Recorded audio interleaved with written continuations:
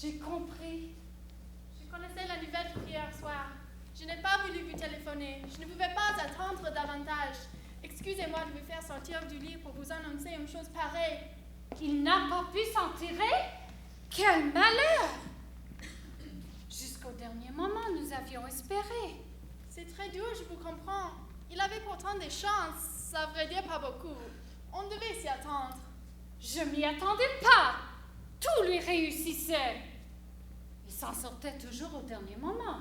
Dans l'état de fatigue où elle était, vous n'auriez pas dû le laisser.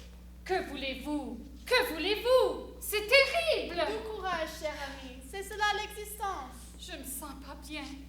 J'ai peur de m'évanouir. Je vous ai annoncé la chose d'une manière trop brutale, excusez-moi. Vous avez bien fait. Vous le deviez. De toute façon, il fallait que je sache. Voulez-vous un verre d'eau? Un verre d'eau? J'aurais dû vous le dire avec plus de ménagement. Cela n'aurait pas changé la chose. Que se passe-t-il? Madame n'est pas bien?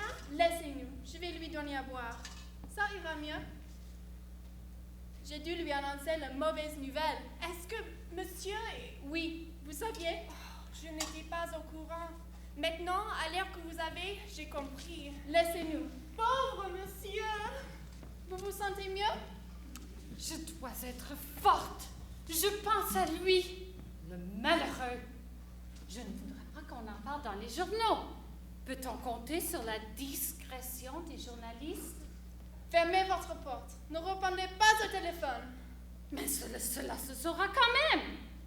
Vous pouvez partir pour la campagne. Dans quelques mois, quand vous serez rétabli, vous reviendrez. Vous pourrez continuer votre vie. Cela s'oublie. Cela ne s'oubliera pas si vite. Il n'attendait que cela. Quelques amis en souffriront. Mais les autres! Tiens, vous êtes réveillé. Vous êtes venu bientôt. Que se passe-t-il? Vous avez le résultat? Quelle honte! Ne l'accablez pas, cher ami. Vous êtes recalé.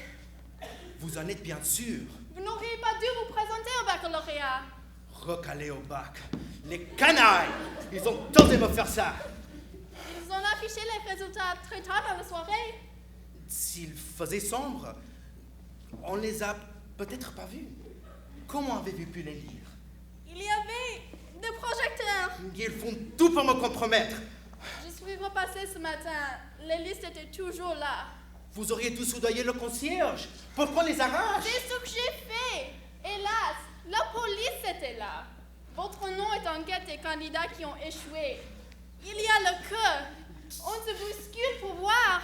Qui, les parents d'élèves? Pas seulement deux. Il doit y avoir tous vos rivaux, vos collègues, tous ceux que vous avez attaqués dans la presse pour leur ignorance. C'est le... Anciens élèves, vos étudiants, tous les agrégatifs qui ont été refusés à cause de vous quand vous avez présidé le jury. C'est le déshonneur, mais je ne me laisserai pas faire. C'est peut-être une erreur. J'ai vu les examinateurs et je leur ai parlé. Ils m'ont donné vos notes.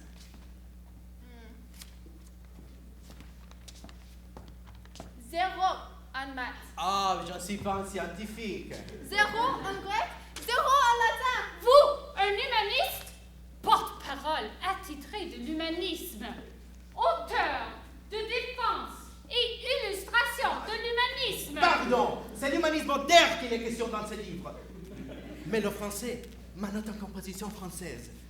On vous a mis 900 points. Ah, mais c'est parfait. Ça rattrape les autres matières. Hélas, non. C'est noté sur 2000. Il faut 1000 points pour avoir la moyenne.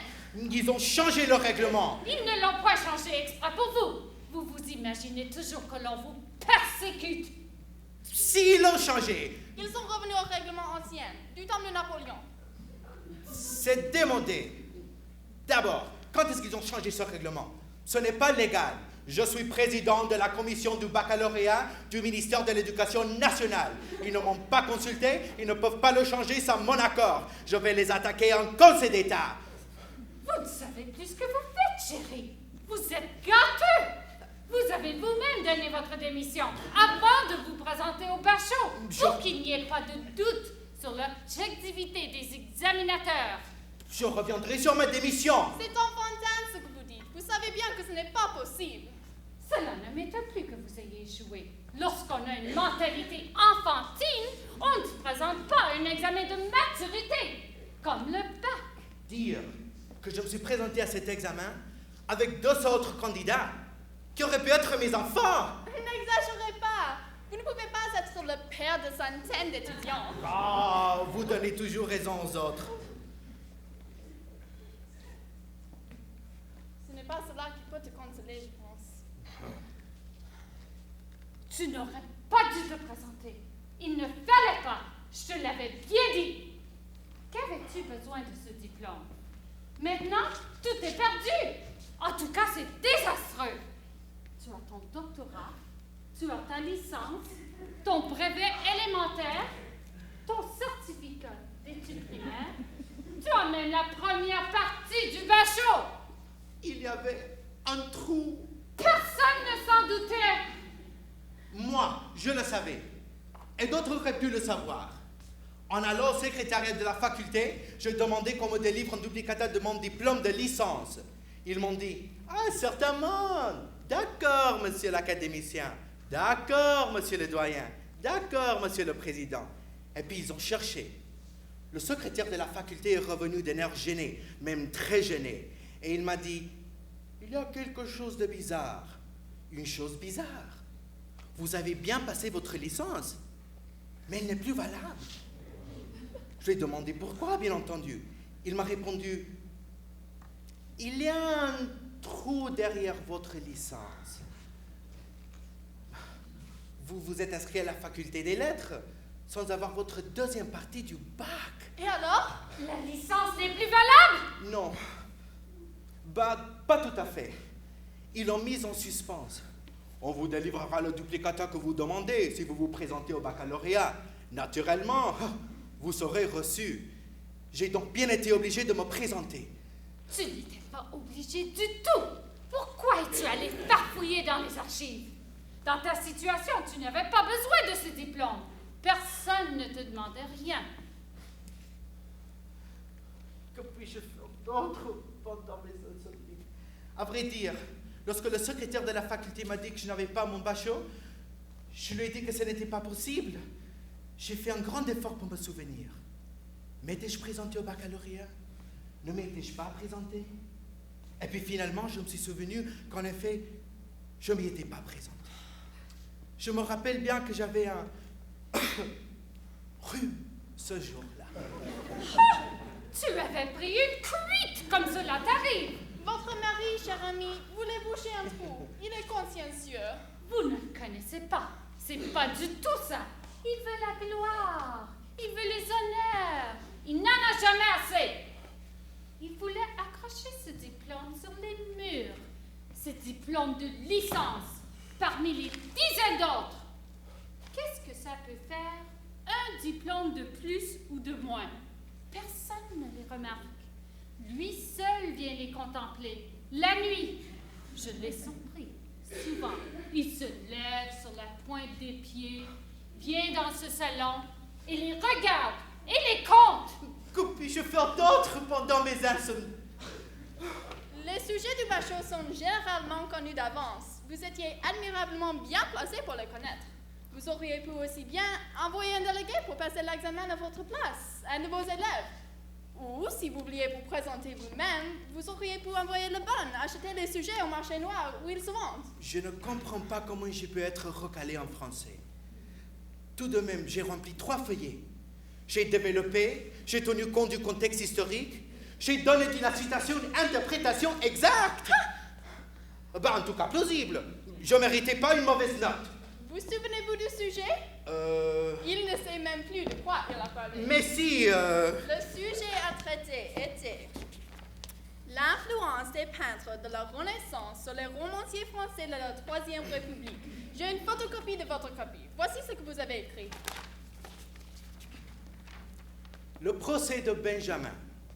Après que Benjamin fut jugé et acquitté, les assesseurs n'étant pas d'accord avec le président, se révoltèrent contre celui-ci, l'assassinèrent et condamnèrent à Benjamin à la suspension des droits civiques, à une forte amende de 900 francs. Tu 900 points. Benjamin fit appel. Ah, je comprends pas la suite. Bah, j'ai toujours très mal écrit. J'aurais dû emporter ma machine à écrire. Ce n'est pas cette mauvaise écriture avec toutes ces ratures et tous ces pâtés qui auraient pu arranger les choses. Benjamin fit appel. Encadré par les policiers vêtus en uniforme de zouave. Ça n'a absolument rien à voir avec le sujet. Votre femme a raison, mon cher. Ce que vous avez traité n'a rien à voir avec le sujet. Si, indirectement. Pas même indirectement. J'ai peut-être traité le deuxième sujet. Il n'y avait qu'un seul sujet. Même s'il n'y avait qu'un seul sujet, j'en ai bien traité un autre convenablement. Je suis allé jusqu'au bout de l'histoire. J'ai tout mis en valeur. J'ai expliqué les caractères des personnages. J'ai mis en comportement évidence. À la fin, il y avait la conclusion. Bah, je ne disais pas le reste. Pouvez-vous lire? C'est illisible. Je n'ai pas mes lunettes non plus. C'est illisible. Pourtant, moi, j'ai de bons yeux. Tu as fait semblant d'écrire quelque chose. Tu gribouillages. Si, j'ai même donné la conclusion. C'est marqué, tu vois, en gros caractères. Conclusion ou sanction. Conclusion ou sanction. Ça ne se passera pas comme ça. Je ferai annuler l'examen. Puisque tu as traité un faux sujet, puisque tu l'as traité mal, tu as mis que des titres.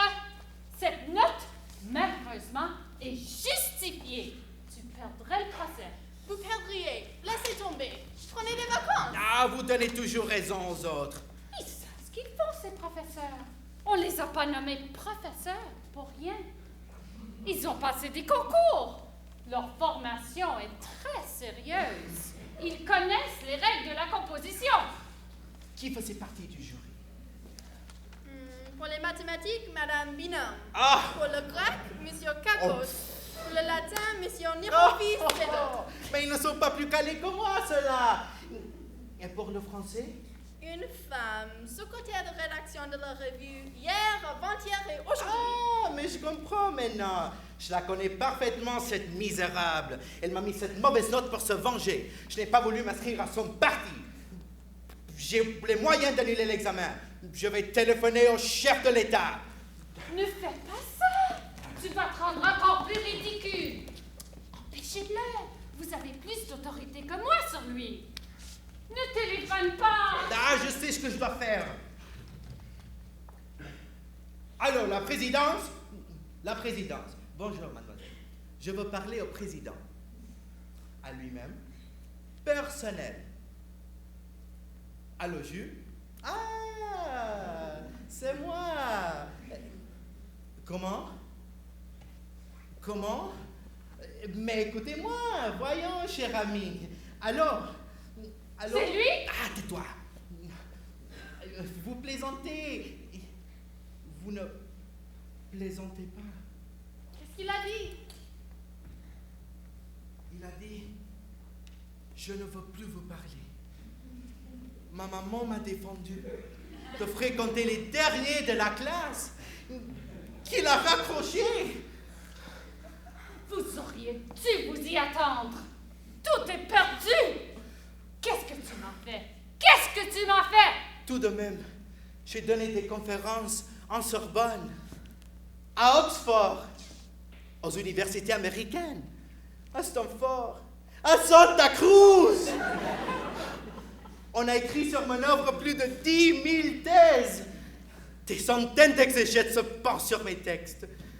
Je suis docteur honoris causa de l'université d'Amsterdam.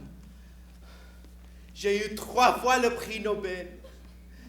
Docteur honoris causa. Docteur honoris causa. Et recalé au bac. Tout le monde va se moquer de nous. Oh.